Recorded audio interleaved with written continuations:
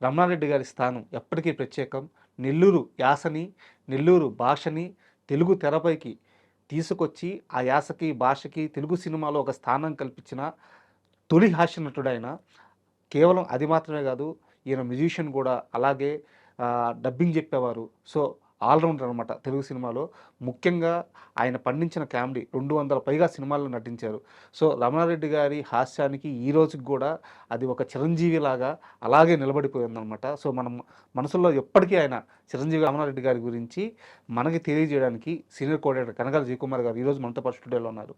వారిని అడిగి రమణారెడ్డి గారి గురించి తెలుసుకుందాం. హాయ్ సార్, నమస్తే. రమణారెడ్డి గారు సార్. తిక్కవరపు వెంకట రమణారెడ్డి. సార్. హ్మ్. ఆయన పేరులోనే కూడా కొంచెం తిక్కుంది. ఆయన అందరూ యాక్ట్ చేస్తారండి. కానీ యాక్షన్‌కి రియాక్షన్స్ చాలా చక్కగా ఇస్తాడాయన. సార్. రియాక్షన్స్ భలే ఇస్తాడాయన. అవును. భయపడినట్టు ఆ! అట్లా ఎగరడం. ఆ! ఆ! తర్వాత ఎట్టా ఆ! గుళ్ళకా ఆ నెల్లూరు యాక్సెంట్‌ని చాలా చక్కగా ప్రొజెక్ట్ చేశాడు సార్. ఆయన. సో, నెల్లూరు యాక్సెంట్ ఇలా ఉంటుంది అని హ్మ్. రమణారెడ్డి గారితోనే స్టార్ట్ అయింది. సార్. ఆ యాక్సెంట్. ఆ యాక్సెంట్ బ్యూటీ గాని. ఆహ్, ఎవరు కోదండరామరెడ్డి గారు, వాణిశ్రీ వాళ్ళు నెల్లూరోళ్ళే గదా! హ్మ్. వాళ్ళిద్దరు కలిస్తే వాళ్ళిద్దరు అదే యాక్సెంట్‌లో మాట్లాడుకుంటారు. గమ్మత్తుగా ఉంటది. "ఏ కోదండా ఏంటయ్యా" అంటది వాణిశ్రీ. కొంచెం ఆ యాక్సెంట్‌ని మొట్టమొదట ఆ నెల్లూరు యాసలో ఒక స్పీడ్ ఉంటది సార్. ఆ! ఆ మాటలో ఆ స్పీడ్ ఉండేలేకే అది అది. ఆ పదం అది యాసలాగా చాలా అందంగా అనిపిస్తది. అందంగా ఉంటుంది. ఆ! అయితే ఈయన బాగా నాటకాలాడాడండి. 'కప్పలు', 'నెల్లూరు నేస్తం' అని ఆత్రేయ గారు రాసిన నాటకాలు సార్. బాగా ఆడాడు. హ్మ్. ఆ నాటకాలు ఆడుతూ కొంచెం డిఫరెంట్ పర్సనాలిటీ. హ్మ్. ఆ డిఫరెంట్ పర్సనాలిటీతో సినిమా అవకాశాల కోసం ట్రై చేశాడు. సినిమా అవకాశాలొచ్చాయి. ఇతనికి సెపరేట్ ఐడెంటిటీ వచ్చింది. రేలంగి, సూర్యకాంతం వీళ్ళ కాంబినేషన్స్‌తో మంచి మంచి వేషాలు పడ్డాయి ఈయనకి. హ్మ్. ఈ రేలంగి కన్నా ఈయన చిన్నవాడైనా హ్మ్. రేలంగికి మామ క్యారెక్టర్స్ పెద్ద క్యారెక్టర్ ఏసాడు. హ్మ్. చాలా తర్వా సినిమాలున్నాయి సార్ చాలా కాంబినేషన్స్. సినిమాలు వాళ్ళ కాంబినేషన్‌లో. హ్మ్. వాళ్ళ కాంబినేషన్‌లో కామెడీ అంటే అప్పుడు సినిమాల్లో మెయిన్ స్టోరీ నడుస్తూ ఉండగా హ్మ్. ప్యారలల్‌గా ఒక కామెడీ ట్రాక్ రన్ ట్రాక్స్ అయ్యేది. ఉండేయి. అవును. ఒక సీరియస్ డ్రామా ఉంటే మధ్యలో ఎంటర్‌టైన్‌మెంట్ కోసం ఈ హ్మ్. ట్రాక్ వచ్చేది. ఆ ట్రాక్‌లో ఎప్పుడు రమణారెడ్డి గారు, రేలంగి గారు, సూర్యకాంతం గారు వీళ్ళందరూ ఉండాల్సిందే. అవును. అసలు వీళ్ళు ఎప్పుడొస్తారని ఎదురు చూసేటటువంటి ఇది ఆ అయితే ఇక్కడ ఇంట్రెస్ట్. చిన్న డౌట్ సార్. ఆ! సూర్యకాంతం గారి వారి ఎత్తు గాని, ఆహార్యం గాని చూస్తే ఆ! గంభీరంగా ఉంటారు. సరే, ఆయన అవునవును. నవ్విచ్చినా సరే, ఆ గంభీరత కనిపిస్తూ ఉంటది. అవునవును. ఈయనేమో బక్కగా, పొడుగ్గా ఉంటారు. అవునవును. వాళ్ళిద్దరూ ఎప్పుడూ జంటగా రోల్స్ చేసేవాళ్ళు. తర్వాత ఏంటి తెలుసా? 'మిస్సమ్మ' సినిమాలో సార్. సావిత్రిని ప్రేమిస్తాడు. సావిత్రిని నాకిచ్చి పెళ్లి చేయమంటాడు. అవును. హ్యాట్ ఒకటి పెట్టుకొని. హ్యాట్ ఒకటి పెట్టుకొని ఆ! దొరలాగా ఆ! అంత పెద్ద పెద్ద క్యారెక్టర్ వేశాడు. సార్. తర్వాత 'గుండమ్మ కథలో' అద్భుతమైనటువంటి క్యారెక్టరు. హ్మ్. ఆ! గుండమ్మ కథ అసలమ్మ ఆ!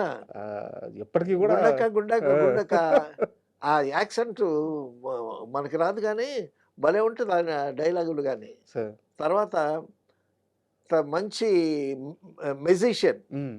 'ఇంద్రజాలికుడు'. సార్. మొదటి నుంచి దాని మీద చాలా ఇంట్రెస్ట్ ఉంది హ్మ్. ఆయనకి. సినిమాల్లో వేషాలు వేస్తూ ఉన్నా కూడా ఈ మ్యాజిక్ షోస్ ఎక్కువ చేశాడు. మ్యాజిక్ షోని ఆయన ఉద్దేశ్యం ఏంటంటే మ్యాజిక్ నేర్చుకుని మ్యాజిక్ షోస్ ఎందుకు వదిలిపెట్టలేదు? సినిమాల్లో బిజీగా ఉన్నా సరే, హ్మ్. సినిమాల్లో 3 షిఫ్టులు చేసినంత బిజీగా ఉండేవాడాయన. సార్. అయితే ఈయన ఆయన లాజిక్ ఏంటంటే ఆయన చెప్పిన లాజిక్కు నేను, రేలంగి, రమణారెడ్డి ఇంతమంది మేము ఆర్టిస్ట్‌ల నుండి కామెడీ చేస్తే ఆడియన్స్ నవ్వుతారు. కానీ మెజిషియన్‌గా నేను ఒక్కడిని చేసి వాళ్ళని నేను గలగటం అనేటటువంటిది చాలా గొప్ప విషయం. హ్మ్. అందుకే నేను ఒక్కడినే వన్ మ్యాన్ షో చేసి చాలామందిని ఆశ్చర్యపరచటం, నవ్వించటం ఆ విధంగా చేసేవాడిని. సో, ఇంతమంది జనాన్ని నేనొక్కడినే నవ్వించడంలో నాకు చాలా ఆనందం ఉంది. అందుకే నేను మ్యాజిక్ షోస్ వదిలిపెట్టలేదు. సినిమాల్లో బిజీగా ఉన్నా అనేటటువంటి ఒక లాజిక్ చెప్పాడు ఆయన. అయితే మీరన్నట్టు నిజంగానే ఆ! 100కి పైగా మ్యాజిక్ షోలు చేశారంట. అవును. కానీ ఏ రోజు గూడా ఆ షో నుంచి వచ్చే ఒక్క రూపాయి కూడా ఈయన సొంతానికి వాడుకోలేదంట. అవును. సేవా కార్యక్రమాలకి వాడుకున్నాడు. సినిమాలు నా సంపాదన, అవును. ఇది ప్రజల సంపాదన అని జెప్పి ఇదంతా ప్రజలకిచ్చేవాళ్ళంట. అవునవును. అబ్బా! ఎంత గొప్ప మనసు. తర్వాత అండి ఎంజీఆర్, భానుమతి యాక్ట్ చేసినటువంటి 'శివాజీ గణేషన్' తమిళ్ సినిమాలు అప్పుడు సినిమాలు తక్కువ కదా! సార్. ఆ తమిళ్ సినిమాల్ని తెలుగులో డబ్ చేసేవాళ్ళు. హ్మ్. ఆ డబ్ చేసేటప్పుడు కొన్ని క్యారెక్టర్స్‌కి తంగవేలు అని కమెడియన్ ఉండేవాడు. సార్. ఆ తంగవేలుకి ఈయన డబ్బింగ్ చెప్పేవాడనమాట. హ్మ్. హ్మ్. అందులో తమిళ్ సినిమాలో భానుమతి యాక్ట్ చేసింది. భానుమతి డబ్బింగ్ చెప్పుకుంది. సో, ఒకసారి భానుమతి, రమణారెడ్డి గారు, తిక్కవరపు రమణారెడ్డి వీళ్ళిద్దరూ డబ్బింగ్ చెప్పాలి. అప్పుడు లూప్ సిస్టమ్ కదా! సార్. ఒక లూప్ కట్ చేస్తే ఆ లూప్‌లో వాళ్ళిద్దరూ ఉంటే వాళ్ళిద్దరూ కలిపి చెప్పాలి హ్మ్. డబ్బింగ్. హ్మ్. ఇప్పుడు ట్రాక్ సిస్టమ్ అప్పుడు ఇప్పుడు లేదు. ట్రాక్. అయితే ఈయన డబ్బింగ్ చెప్తున్నాడు. ఈయనది చాలా పెద్ద డైలాగ్ ఉంది. భానుమతి గారిదేమో చిన్న డైలాగే ఉంది. ఈవిడ టక్కుమని చెప్పేస్తుంది. హ్మ్. ఆయన ఆ పెద్ద డైలాగు డబ్బింగ్ చెప్పేటప్పుడు లిప్‌కి సింక్ అవ్వాలి సింక్ కదా! అవ్వాలి. అవును. ఆ సింక్ అవ్వట్లేదు. ఒక్కొక్కసారి తడబడుతున్నాడు. టేకులు పడతాయి. డెఫినెట్ టేకులు పడుతున్నాయి. ఆ! ఈ భానుమతికి విసుగొచ్చి నేను చెప్పాను ఎన్ని సార్లు చెప్పినా నేను కరెక్ట్‌గా చెప్తున్నాను. ఆయన అన్ని సార్లు తప్పు చెప్తున్నాడు. హ్మ్. నేను కరెక్ట్‌గా చెప్పిన దాంట్లో నుంచి ఒక సౌండ్ తీసుకుంటే కరెక్ట్‌గా సరిపోద్ది. హ్మ్. ఆయన చెప్పిన తర్వాత అంతవరకు నేను కూర్చుంటానని ఆమె రెస్ట్ అక్కడ తీసుకుంది. కూర్చుంది. ఆ! సరే ఆయన చెప్తున్నాడు. సరే ఈవిడ అలా అన్నదాన్ని నెక్స్ట్ టేక్‌లో పట్టుదలగా చెప్పాడు. ఓకే అయిపోయింది. హ్మ్. ఓకే అయిపోయిన తర్వాత 2, 3 లూపులయిన తర్వాత మరొక లూపొచ్చింది. ఆ లూప్‌లో భానుమతి డైలాగులు ఎక్కువున్నాయి. రమణారెడ్డి డైలాగ్ తక్కువొకటుంది. ఆ! రమణారెడ్డి గారేమో టక్కుమని చెప్పేస్తున్నాడు. ఆవిడేమో చెప్పలేకపోతుంది. లిప్ సింకు ఎక్కడో ఏదన్నా వచ్చేసరికి మళ్ళా చెప్పాల్సిందే. టేక్ ఖచ్చితంగా పట్టుద్ది. ఎవరికైనా పట్టుద్ది. ఎవరికన్నా ఆ! పట్టుద్ది. జగ్గయ్య గారు లాంటి వాడికే పట్టుద్ది. హ్మ్. ఆయన జగ్గయ్య గారు డబ్బింగ్ చెప్తే ఎక్కడైనా సింకు లేదంటే ఆపేస్తాడు. హ్మ్. డబ్బింగ్ చెప్పడంలో నాగేశ్వరరావు గారు చాలా పర్ఫెక్ట్ అండి. సార్. తర్వాత రామారావు గారు డబ్బింగ్ చెప్తారు. ఆ! కొంచెం అటు ఇటుగా ఉంటది. ఆ! అటు ఇటుగా ఉంటే వన్ మోర్ అన్నట్టే అక్కర్లేదు. ఓకే. హ్మ్. ఎడిటర్ సింక్ చేస్తాడు. హ్మ్. కరెక్ట్‌గా ఉంటుందని ఆ! చేసేస్తాడు. ఎడిటర్స్ దాన్ని సింక్ చేస్తారు. ఏఎన్నార్ గారు అలా గాదు. ఏఎన్నార్ గారు చాలా పర్ఫెక్ట్‌గా చాలా చక్కగా చెప్తాడాయన. ఓకే. ఓకే. ఓసారి ఏఎన్నార్ గారికి మేము శ్రీరంగంతులో డబ్బింగ్ చెప్తుంటే ఫెంటాస్టిక్ అని ఒక వర్డ్ వచ్చింది. హ్మ్. మా అసిస్టెంట్ డైరెక్టర్ ఒకాయన ఫెంటాస్టిక్ అంటే ఎఫ్ఏ రావాలి గదా! ఆ! ఇంగ్లీష్ స్పెల్లింగ్ తెలియక ఫెంటాస్టిక్ అని తెలుగులో రాయొచ్చు కదా! ఇంగ్లీష్‌లో రాసాడు. పిఈ అని రాసాడు. హ్మ్. ఆయన చదివి ఫెంటాస్టిక్ ఎవడయ్యా ఈ పెంట వెధవ అన్నాడు నాకు. సార్ నేను రాయలేదు సార్ అంటే, "నువ్వు రాయలేదులే నాకు తెలుసులే గానీ, ఆ! ఇంగ్లీష్ రాకపోతే తెలుగులో రాసుకోవచ్చు కదా!" అలాగా ఒక్కొక్కసారి సింక్‌లో కూడా చాలా ఇబ్బందుంటుంది. అవునవును. తర్వాత కరెక్ట్‌గా లేకపోతే సౌండ్ ఇంజినీర్ కూడా మరొక టేక్ అడుగుతాడు. అడుగుతారు. సో, డెఫినిట్‌గా ఇవ్వాలి మనం. ఈసారి భానుమతి గారికి టైం పట్టింది. ఈసారికి భానుమతి గారికి టైం పడుతుంది. ఆ! ఈయనేమో టక్కుమని చిన్న డైలాగ్‌గా చెప్పేస్తున్నాడు. ఆ! చెప్పేస్తుంటే ఈయనేంటి ఆవిడ అంతకు ముందు టేక్‌లో ఆయన చెప్తానే ఉండండి నేను కూర్చుంటాను అంది. హ్మ్. ఇప్పుడు ఈయనేమన్నాడు? నాది ఒకటే కదండీ చిన్న డైలాగ్ కదా! ఆ డైలాగ్ నేను చెప్పిన దాంట్లో 2, 3 టేకుల్లో అందులో ఒక సౌండ్ తీసుకోండి. ఆవిడ చెప్తా ఉంటది. నేను కూర్చుంటానని ఈయన కూర్చున్నాడు. సో, ఈ విధంగా హ్మ్. అంటే అవకాశం వచ్చేటప్పుడు హ్మ్. కొన్ని గమ్మత్తులు ఇట్టా అయితే భానుమతి జరుగుతా గారంటే ఉంటాయి. అందరికి భయం గదా! ఏం ఆ! అనలేదా అని? ఆ! స్పోర్టివ్‌గా తీసుకుంది. సార్. అంటే ఆవిడ ఆవిడ టార్గెట్ ఏంటంటే పెద్ద పెద్ద వాళ్ళ మీదే టార్గెట్ ఎప్పుడు. ఓకే. చిన్నవాళ్ళు. చిన్నవాళ్ళు బాగా ఆదరిస్తది. హ్మ్. ఆహ్, హ్మ్. చేస్తది. మంచి ఫ్రెండ్స్ గూడా ఉన్నారు సార్. ఆవిడకి. సో, ఈ విధంగా తర్వాత ఆహ్, ఎంత సినిమా బిజీగా ఉన్నా సరే అది మాత్రం వదిలిపెట్టలేదు. హ్మ్. తర్వాత గొప్ప విషయం ఏంటంటే ఈయన చాలా ముమ్మరంగా యాక్ట్ చేసేటప్పుడు చాలా డబ్బులొచ్చాయి. హ్మ్. చాలా డబ్బులొచ్చాయి. ఈయన ఒకసారి అందరినీ గృహప్రవేశం ఫంక్షన్‌కి పిలిచాడంట. ఏం ఫంక్షన్ అని అడిగితే, ఆయన ఇల్లు కట్టుకున్న తర్వాత కొన్ని సంవత్సరాలకి ఈ ఫంక్షన్ చేశాడు. గృహప్రవేశం. గృహప్రవేశం. ఆ! గృహప్రవేశం అయిపోయింది. హ్మ్. అందరికి భోజనాలు పెట్టాడు. ఎవరికి? సినిమా వాళ్ళందరితో పాటు ఆ ఏరియాలో ఉండేటటువంటి పేద పిల్లలు ఉంటారు కదా! పేదవాళ్ళు ఉంటారు కదా! సార్. వాళ్ళందరినీ పిలిచి ఒక 1000 మందికి భోజనం పెట్టాడంట. బా! సో, ఆ విధంగా పెట్టేటటువంటి మనసు కూడా ఉంది. తర్వాత ఆయన ఆరోగ్యం అంతంత మాత్రం. హ్మ్. ఆ ఆ ఆరోగ్యం అలా ఉంటున్నా కూడా యాక్ట్ చేసేవాడు. సార్. తర్వాత కొంచెం ఆరోగ్యం క్షీణిస్తుండేటటువంటి దశలో ఫుల్ లెంగ్త్ క్యారెక్టర్స్ వచ్చేవి ఈయనకి. హ్మ్. ఫుల్ లెంగ్త్ క్యారెక్టర్స్ ఒప్పుకునేవాడు కాదంట. హ్మ్. ఒక 2, 3 సీన్‌లు వేషం అయితే గబుక్కున చెప్పేసి చేసేసి వచ్చేయొచ్చు. రెస్ట్ తీసుకోవచ్చు. ఫుల్ లెంత్ అంటే ఏ రోజు ఎలా ఉంటదో అని. ఆ! హ్మ్. చెప్పలేము. హ్మ్.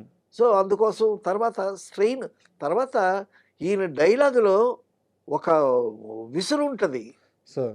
ఈయన డైలాగులు చిన్న చిన్న డైలాగులు కాదు కదా! అవును. ఒక ప్యాసేజ్ లాగా రాస్తారు. డైలాగ్‌లో అందులో విసురుంటది. ఈయన బాడీలో కూడా ఆ! విసురుంటది. బాడీలో విసురుంటది. ఆ! యాక్షను, రియాక్షను హ్మ్. గమ్మత్తుగా ఉంటుంది. కామెడీ చేస్తాడు. ఇప్పుడు ఆహ్, బాడీ అంతా యాక్ట్ చేస్తాడాయన. అవును. కామెడీ క్యారెక్టర్ కాబట్టి. హ్మ్. కాబట్టి పెద్ద పెద్ద ఎక్కువ నంబర్ ఆఫ్ సీన్‌లు ఉండేటటువంటి క్యారెక్టర్ ఒప్పుకోకుండా సార్. ఒక 2, 3 సీన్‌లు ఉండేటటువంటి క్యారెక్టర్ ఒప్పుకొని వచ్చేవాడంట. సార్. తర్వాత ఈయన కట్టుకున్న ఇంటిలో డబ్బులు జాగ్రత్త పెట్టుకునేవాడు. హ్మ్. ఈయన కట్టుకున్న ఇంటిలో నాగ నాగయ్య గారు అద్దెకున్నాడంట. చిత్రు నాగయ్య గారు. చిత్తూరు నాగయ్య గారు హ్మ్. అద్దెకున్నారంట. సో, ఆ విధంగా ఒక ఇద్దరు మగపిల్లలు, ముగ్గురు ఆడపిల్లలు. ఆ! హ్మ్. సంతానం అంతా బానే ఉంది. బట్ ఆరోగ్యం మాత్రం అంతంత మాత్రంగా ఉంది. ఒక సర్జరీ ఏదో జరిగింది. సార్. ఆ సర్జరీ ఏదో జరిగిన తర్వాత కొన్నాళ్ళు బాగానే ఉన్నాడు. హ్మ్. అప్పుడే చిన్న చిన్న క్యారెక్టర్స్ ఒప్పుకునేవాడు. తర్వాత ఆ సర్జరీ వికటించి మళ్ళా సర్జరీ చేయాల్సొచ్చింది. అబ్బా! హ్మ్. సో, ఆ విధంగా ఇబ్బందులు పడి ఆహ్, అందరికీ తర్వాత ఎన్టీ రామారావు గారు సెట్‌కి రాంగానే రమణయ్య గారు అని ఆ! పిలిచేవారంట. వాళ్ళిద్దరు ఈ అద్భుతమైన కాంబినేషన్ ఆ! కదా! ఆ! రమణయ్య గారని గౌరవంగా పిలిచేవాడంట ఎన్టీ రామారావు గారు. సార్. సో, ఆయన కమెడియన్ అయినా సరే అందరూ చాలా ప్రముఖ తర్వాత ఆయనకి అందరితో చాలా బాగుండేవాడంటండి. హ్మ్. అందరితో చాలా బాగుండేవాడంట. ఎక్కడ కాంట్రోవర్సీ మాటలు గాని అటువంటివేమీ లేకుండా ఆహ్, ఆ విధంగా స సఖ్యంగా బాగా మెలిగేవాడు సెట్స్‌లో అని కాకపోతే చెప్తారు. ఆయన వయసు కూడా 50 సంవత్సరాల పైన అంటే 50, 53 ఏళ్ల వయసులో ఆ! ఆయన చనిపోయారు. ఆ! చేసింది కూడా 200 సినిమాలే. అవునవును. కానీ ఆయన ఇంకా ఎక్కువ సినిమాలు చేసుండాల్సింది. ఆయన స్కిల్‌కి గాని, ఆయన అదే. హాస్య చిత్రతకి గాని, ఆయన అవునవును. యాక్టింగ్ గాని ఎందుకో ఆయనకి పెద్ద అవార్డ్స్ కూడా గవర్నమెంట్ నుంచి ఏం పెద్ద అవార్డ్స్ కూడా వచ్చినట్టు లేవు. అప్పటికి ఈ అవార్డ్స్ లేవనుకుంటా ఇంకా అప్పటికి. సో, నంది అవార్డ్స్ తర్వాత కాలంలో అయినా గాని ఆ! పద్మశ్రీ గాని అట్లాంటి ఎటువంటి అవార్డ్స్ కూడా ఆయనకి వచ్చినట్టు లేదు. లేదు. హ్మ్. ఏదైనా నెల్లూరు నెరజాడంటారు. హ్మ్. అలాగే నెల్లూరు భాష, నెల్లూరు యాస సార్. అది చక్కగా ప్రవేశపెట్టినటువంటి కీర్తి, ఆ యాసని, ఆ భాషని బాగా పోషించినటువంటి కీర్తి రమణారెడ్డి గారికే దక్కింది. హ్మ్. నెల్లూరు పక్కన ఒక విలేజ్ ఆయన. సో, అయితే ఆయన యాక్చువల్‌గా సినిమా ఆ రోజుల నుంచి ఈ రోజుకి కూడా సినిమా వాళ్ళకెళ్ళే వాళ్ళకి చదువుండదు. ఆ! చదువులా కట్టా ఎళ్తారు. ఇలాంటి ఒక మాటలు చెప్తారు. కానీ ఆయన అప్పట్లోనే గవర్నమెంట్ ఉద్యోగంట. గుంటూరులో శానిటరీ ఇన్స్‌పెక్టర్‌గా జాబ్ చేశాడంట ఆయన. ఆ! గుంటూరులో జాబ్ చేశాడు. జాబ్ చేశాడు, చదువుకున్నాడు. హ్మ్. ఇంటర్ వరకు ఎంతకో చదువుకున్నాడనుకుంటా. సార్. ఆ రోజుల్లో ఇంటర్ అంటే చాలా ఎక్కువ. ఆ! ఆ! అప్పుడు చదువులు చాలా తక్కువ కదండీ. సో, అంటే రమణారెడ్డి గారు ఇంటర్ చదువుకున్నాడంటే ఇప్పటికి ఎన్ని సంవత్సరాలు క్రిందట మాట అది. సో, ఆ విధంగా చదువుకున్నాడు, గవర్నమెంట్ జాబ్ చేశాడు, నాటకాలాడాడు, మ్యాజిక్ షోలు చేశాడు. తర్వాత నెల్లూరులో ఒక పెద్ద show magic and music show hmm. By Ramana Reddy and Ghantasala. ఇద్దరిది ఒకటేసారి. ఆ! ఆ! అదే ఒక పెద్ద షో చేశారక్కడ. సార్. ఆ షోకి మంచి రెస్పాన్స్ వచ్చింది. ఘంటసాల ఘంటసాల గారి పాటలకి జనాలు ఎంత బాగా ఎంజాయ్ చేశారో, ఈయన మ్యాజిక్ షో కూడా అంత పక్కగా చేశారంట. ఆ షోని కూడా బాగా ఎంజాయ్ చేశారంట నెల్లూరులో. హ్మ్. అయితే మనం రమణారెడ్డి గారి గురించి మాట్లాడుకుంటూ ఒక్క పాట కానీ పాడకుండా వీడియో కంప్లీట్ చేస్తే అది ఆడియన్స్ కూడా ఒప్పుకోరు. చేతిలో డబ్బులు పోయినే పాట. అయ్యయ్యో! ఆ! చేతిలో డబ్బులు పోయెనే. అది ఆ ప్యాకెట్‌లో డబ్బులు ఆఖరికి డబ్బులు పోతే ఏమొస్తదంటే, పోతే అనుభవము వచ్చు అని ఆ పాట బ్రహ్మాండంగా హిట్ అయిందది. సార్. చాలా బావుంటుంది ఆ పాట. అవును. అలాగా అటువంటి కామెడీ సీన్స్ తర్వాత కామెడీలో గూడా ఫ్యామిలీ కామెడీ డ్రామా. సార్. మరి జుగుప్సాకరమైన ఎక్కడ కామెడీ ఉండదు. గాదు. ఎక్కడా ఉండదు. ఆ!